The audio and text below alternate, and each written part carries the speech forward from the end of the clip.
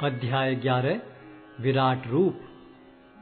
अर्जुन ने कहा, आपने जिन अत्यंत गुह्य आध्यात्मिक विषयों का मुझे उपदेश दिया है, उसे सुनकर अब मेरा मोह दूर हो गया है।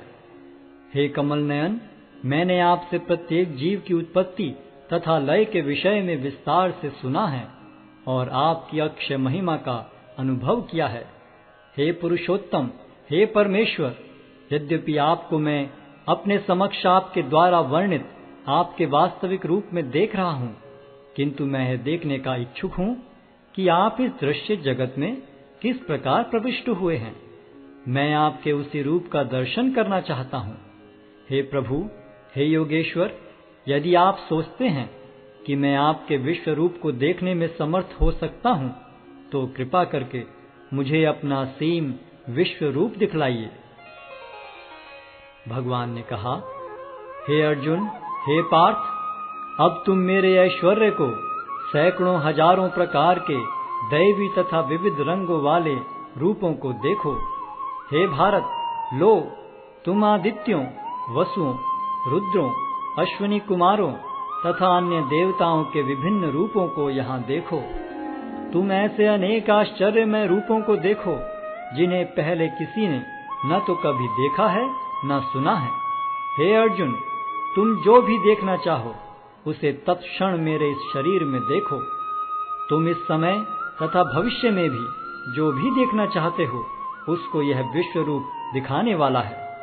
यहाँ एक ही स्थान पर चर अचर सब कुछ है, किंतु तुम मुझे अपनी आंखों से नहीं देख सकते, अतः मैं तुम्हें दिव्य आंखें दे रहा हूँ। अब मेरे योग ऐश्वर्य को देखो। संजय ने कहा, हे राजा, इस प्रकार कहकर महायोगेश्वर भगवान ने अर्जुन को अपना विश्व रूप दिखलाया। अर्जुन ने उस विश्व रूप में असंख्य मुख, असंख्य नेत्र तथा असंख्य आश्चर्य में दृश्य देखे। यह रूप अनेक दैवी आभूषणों से अलंकृत था और अनेक दैवी हथियार उठाए हुए था। यह दैवी मालाएं तथा वस्त्र धारण किए था और उस पर अनेक दिव्य सुगंधियां लगी थीं। सब कुछ आश्चर्य में, तेजमय, असीम तथा सर्वत्र व्याप्त था। यदि आकाश में हजारों सूर्य एक साथ उदय हों, तो उनका प्रकाश शायद परम पुरुष के इस विश्व रूप के तेज की समता कर सके। उस समय अर्जुन भगवान के विश्व रूप में एक ही स्थान पर स्थित हजारों भागों में विभक्त ब्रह्मांड के अनंत अंशों को देख सका। तब मोहग्रस्त एवं आश्चर्यचकित रोमांचित हुए अर्जुन ने प्रणाम करने के लिए मस्तक झुकाया और वह हाथ जोड़कर भगवान से प्रार्थना करने लगा। अर्जुन ने कहा, हे भगवान कृष्ण, मैं आपके शरीर में सारे देवताओं तथा अन्य विविध जीवों को एकत्र देख रहा हूँ। मैं कमल पर आसीन ब्रह्मा, शिवजी तथा समस्त ऋषियों एवं दिव्य सर्पों को देख रहा हूँ।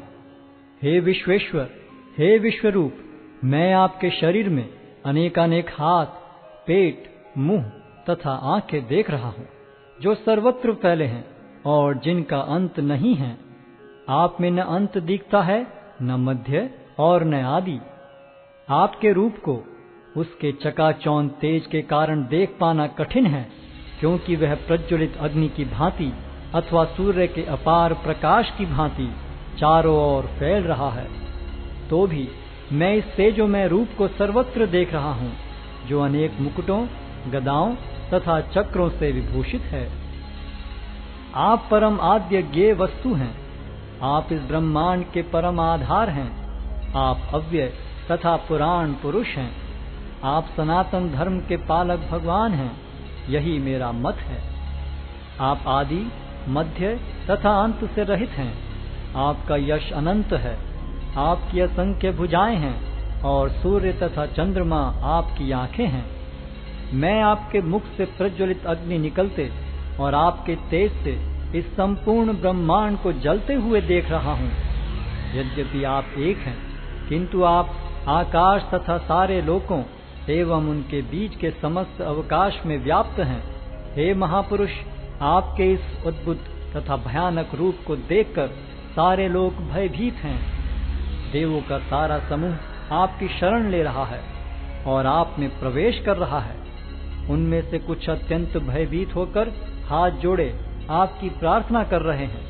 महर्षियों तथा सिद्धों के समूह कल्याण हो कहकर वैदिक स्तोत्रों का पाठ करते हुए आपकी स्तुति कर रहे हैं।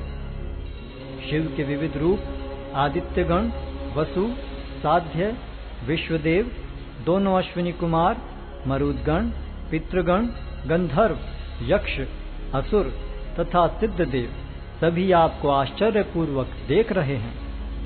हे महाबाहु, आपके इस अनेक मुख, नेत्र, बाहु, जंघा, पांव, पेट तथा भयानक दांतों वाले विराट रूप को देखकर देवतागण सहित सभी लोग अत्यंत विचलित हैं और उन्हीं की तरह मैं भी हूँ। हे सर्वव्यापी विष्णु, नाना ज्योतिर्मय रंगों से युक्त आपको आकाश का स्पर्श करते, मुख फैलाए तथा बड़ी बड़ी चमकती आंखें निकाले देखकर भय से मेरा मन विचलित है। मैं न तो धैर्य धारण कर पा रहा हूँ, न मानसिक संतुलन ही पा रहा हूँ। हे देवेश, हे जगन्निवास, आप मुझ पर प्रसन्न हो। मैं इस प्रकार से आपके प्रलयाग्नि स्वरूप मुखों को तथा विकराल दांतों को देखकर अपना संतुलन नहीं रख पा रहा। मैं सब ओर से मोहग्रस्त हो रहा हूँ। धृतराष्ट्र के सारे पुत्र अपने समस्त सहायक राजाओं सहित तथा भीष्म, द्रोण, कर्ण एवं हमारे प्रमुख योद्धा भी आपके विकराल मुख में प्रवेश कर रहे हैं। उनमें से कुछ के शिरों को तो मैं आपके दांतों के बीच चूर्णित हुआ देख रहा हूँ। जिस प्रकार नदियों की अनेक तरंगें समुद्र में प्रवेश करती हैं, उसी प्रकार ये समस्त महान योद्धा भी आपके प्रज्वलित मुखों में प्रवेश कर रहे हैं। मैं समस्त लोगों को पूर्ण वेग से आपके मुख में उसी प्रकार प्रविष्ट होते देख रहा हूँ, जिस प्रकार पतंगे अपने विनाश के लिए प्रज्वलित अग्नि में कूद पड़ते हैं। हे विष्णु, मैं देखता हूँ कि आप अपने प्रज्वलित मुखों से सभी दिशाओं के लोगों को निगले जा रहे हैं। आप सारे ब्रह्मांड को अपने तेज से आपूरित करके अपनी विकराल झुलसाती किरणों सहित प्रकट हो रहे हैं। हे देवेश, कृपा करके मुझे बतलाइए कि इतने उग्र रूप में आप कौन हैं। मैं आपको नमस्कार करता हूँ, कृपा करके मुझ पर प्रसन्न हो। आप आदि भगवान हैं। मैं आपको जानना चाहता हूँ, क्योंकि मैं नहीं जान पा रहा हूँ कि आपका प्रयोजन क्या है।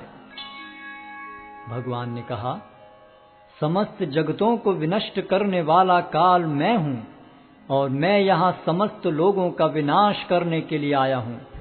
तुम्हारे सिवा दोनों पक्षों के सारे योद्धा मारे जाएंगे। अतः उठो, लड़ने के लिए तैयार हो और यश अर्जित करो। अपने शत्रुओं को जीतकर संपन्न राज्य का भोग करो। ये सब मेरे द्वारा पहले ही मारे जा चुके हैं। और हे सव्यसाची, तुम तो युद्ध में केवल निमित्त मात्र हो सकते हो। द्रोण, भीष्म, जयद्रथ, कर्ण तथा अन्य महान योद्धा पहले ही मेरे द्वारा मारे जा चुके हैं। अतः तुम उनका वध करो और तनिक भी विचलित न हो। तुम केवल युद्ध करो। युद्ध में तुम अपने शत्रुओं को परास्त करोगे। संजय ने धृतराष्ट्र से कहा, हे राजा, भगवान के मुख से इन वचनों को सुनकर कांपते हुए अर्जुन ने हाथ जोड़कर उन्हें बारंबार नमस्कार किया। फिर उसने भयभीत होकर अवरुद्ध स्वर में कृष्ण से इस प्रकार कहा।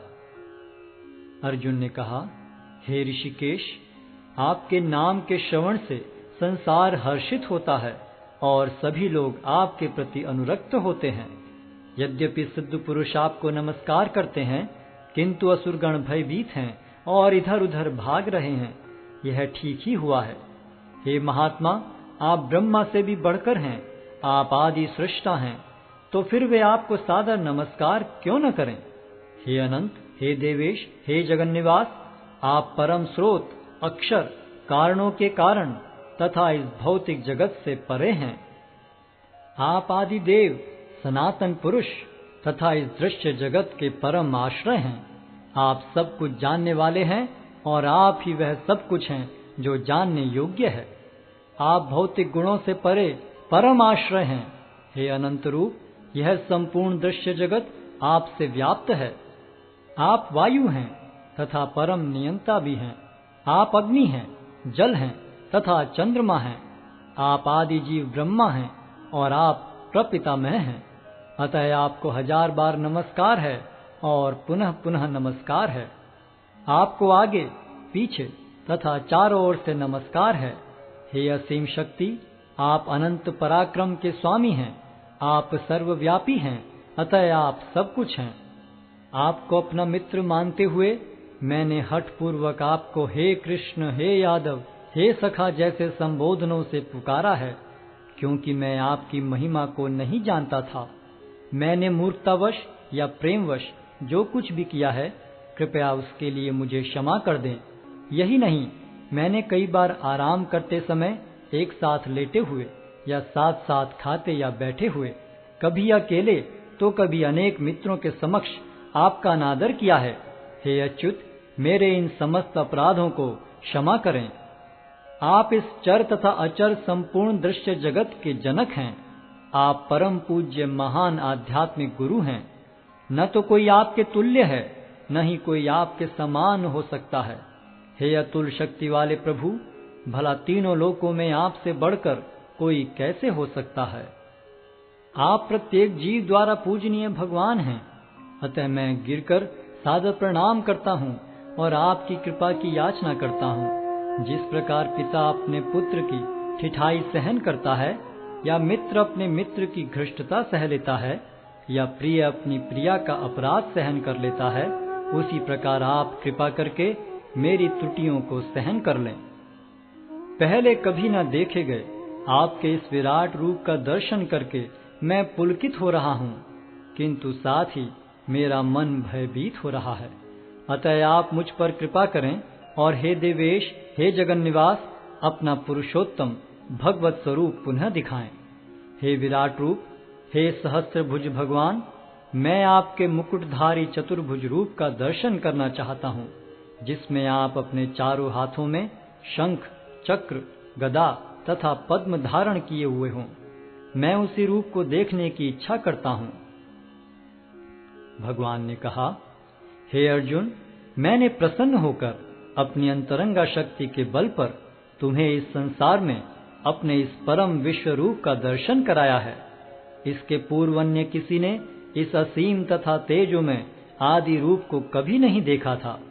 हे कुरुश्रेष्ठ, तुमसे पूर्व मेरे इस विश्व रूप को किसी ने नहीं देखा, क्योंकि मैं न तो वेदाध्ययन के द्वारा, न यज्ञ, दान, पुण्य या कठिन तपस्या के द्वारा इस रूप में इस संसार में देखा जा सकता हूँ। तुम मेरे इस भयानक रूप को देखकर अत्यंत विचलित एवं मोहित हो गए हो। अब इसे समाप्त करता हूँ। हे मेरे भक्त, तुम समस्त चिंताओं से पुनः मुक्त हो जाओ। तुम शांत चित्त से अब अपना इच्छित रूप देख सकते हो। संजय ने धृतराष्ट्र से कहा। अर्जुन से इस प्रकार कहने के बाद भगवान कृष्ण ने अपना असली चतुर्भुज रूप प्रकट किया और अंत में 2 भुजाओं वाला अपना रूप प्रदर्शित करके भयभीत अर्जुन को धैर्य बंधाया। जब अर्जुन ने कृष्ण को उनके आदि रूप में देखा तो कहा, हे जनार्दन, आपके इस अति सुंदर मानवीय रूप को देखकर मैं अब स्थिर चित्त हूँ और मैंने अपनी प्राकृत अवस्था प्राप्त कर ली है। श्री भगवान ने कहा, हे अर्जुन, तुम मेरे जिस रूप को इस समय देख रहे हो, उसे देख पाना अत्यंत दुष्कर है। यहाँ तक कि देवता भी इस अत्यंत प्रिय रूप को देखने की ताक में रहते हैं। तुम अपने दिव्य नेत्रों से जिस रूप का दर्शन कर रहे हो, उसे न तो वेदाध्ययन से, न कठिन तपस्या से, न दान से, न पूजा से ही जाना जा सकता है। कोई इन साधनों के द्वारा मुझे मेरे रूप में नहीं देख सकता। हे अर्जुन, केवल अनन्य भक्ति द्वारा मुझे उस रूप में समझा जा सकता है जिस रूप में मैं तुम्हारे समक्ष खड़ा हूँ, और इसी प्रकार मेरा साक्षात दर्शन भी किया जा सकता है। केवल इसी विधि से तुम मेरे ज्ञान के रहस्य को पा सकते हो। हे अर्जुन, जो व्यक्ति सकाम कर्मों तथा मनोधर्म के कलमश से मुक्त होकर मेरी शुद्ध भक्ति में तत्पर रहता है, जो मेरे लिए ही कर्म करता है, जो मुझे ही जीवन लक्ष्य समझता है और जो प्रत्येक जीव से मैत्री भाव रखता है, वह निश्चय ही मुझे प्राप्त करता है।